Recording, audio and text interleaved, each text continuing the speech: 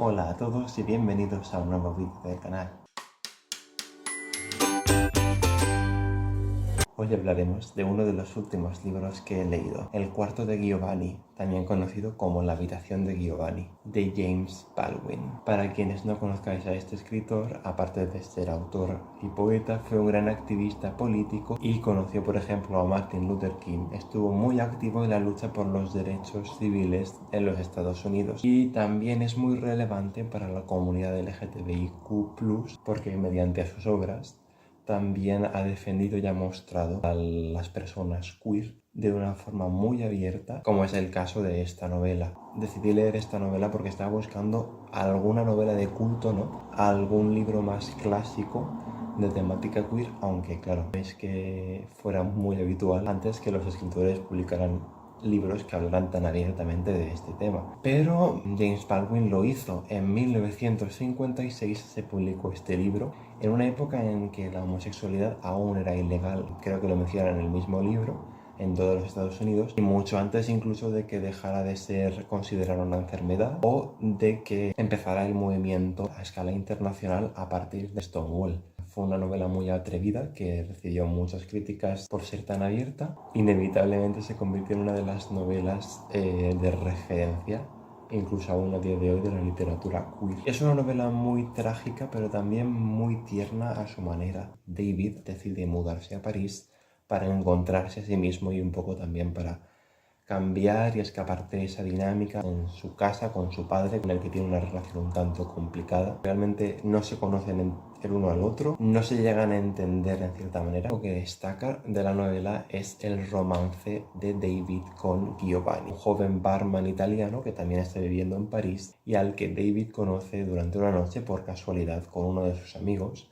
Va a este bar y desde el primer momento hay una tensión. Giovanni despierta algo en él que estaba ahí antes, pero que realmente no se había planteado. Empiezan un romance lleno de pasión y de amor. Pero claro, hay un problema, y es que aunque sienta un amor o una pasión por Giovanni más intensa de lo que nunca antes ha vivido, tiene a su novia Hela, a la que le propuso matrimonio, y ella, pues mientras se pensaba su respuesta, decidió irse a España para un poco aclararse las ideas. Su novia está en España, pero él ha iniciado una relación con Giovanni y sabe que tarde o temprano él la volverá. Desde el principio él es muy honesto con Giovanni y los dos saben perfectamente que su novia va a volver, pero evitan el tema constantemente, tanto el uno como el otro. Y viven en ese idilio que la verdad es que es bastante breve. David se muda a la habitación de Giovanni. El piso en el que él vive realmente es muy claustrofóbico, prácticamente no tiene espacio, es muy desordenado, es bastante caótico y empieza a sentirse poco a poco abrumado por esa falta de espacio, por todo lo que representa la habitación, que en cierta manera representa también lo que siente por Giovanni. Claro, siente esa pasión, siente ese cariño y ese amor, pero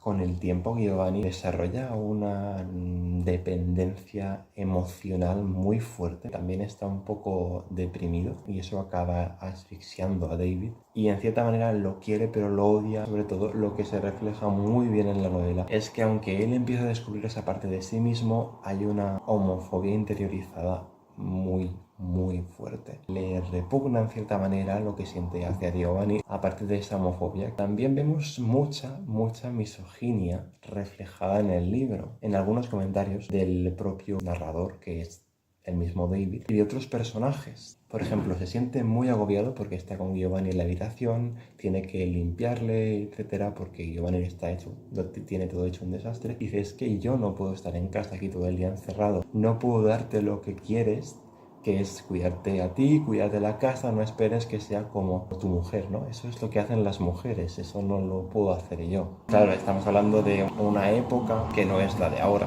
se entiende en el contexto, pero no deja de ser una gran misoginia. Cuando por fin llega Helia y anuncia su regreso a París, todo se va un poco al garete. Voy a no entrar en detalles porque obviamente sería un poco destriparos la historia. Empieza el drama. La historia la verdad es que no acaba muy bien. Quizá sí que sea comprensible por la época en la que está ambientada, que obviamente no tenga un final feliz. A pesar de todo, creo que también nos hace mucho reflexionar sobre lo que era ser queer hace ya 70 años y lo hace de forma muy abierta. Este libro ha marcado un antes y un después en la literatura LGTBIQ+. En un principio no sabía si me iba a gustar, el libro es muy finito, eso sí, fue una de las razones por las que lo escogí. Creo que tiene apenas unas 150 páginas, me pareció un tanto lento cuando lo empecé, pero va cogiendo ritmo. Y creo que sobre todo está hecho por eso. El libro no está hecho tanto para entretener, sino para reflexionar y reflejar todos estos sentimientos, toda esta confusión, para hacer esa representación de la sociedad de la época. Entonces creo que vale mucho la pena. Si no conocíais el libro, ya lo conocéis. Y si lo conocíais, podéis dejarme en los comentarios qué os parece. O si habéis leído otra obra del autor, también podéis compartir otros clásicos de la literatura LGTBIQ+, que hayáis leído o que os gustaría leer en el futuro. Espero que os haya gustado y nos vemos muy pronto en el próximo vídeo.